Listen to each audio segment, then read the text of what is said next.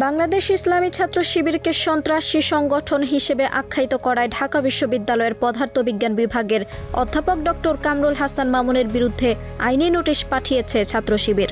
সম্প্রতি অধ্যাপক মামুন তার ব্যক্তিগত ফেসবুক পোস্টে লিখেছিলেন, দেশকে ভালো রাখতে হলে শিবির সহ সন্ত্রাসী ছাত্র সংগঠনগুলো নিষিদ্ধ করতে হবে। তার এই বক্তব্যের পরপরই ক্ষুব্ধ প্রতিক্রিয়া জানায় ইসলামী ছাত্র শিবির।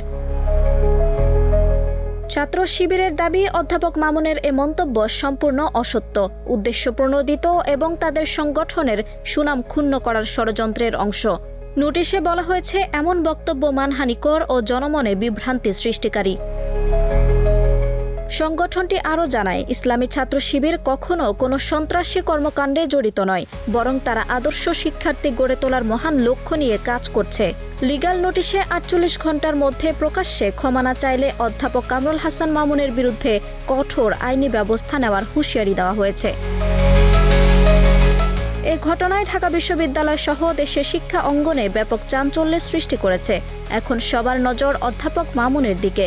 তিনি কি ক্ষমা চাইবেন নাকি আইনের লড়াইয়ে অবিচল থাকবেন, তাই দেখার বিষয়। আঞ্জুম হক আরবি, প্রজন্ম ২৪।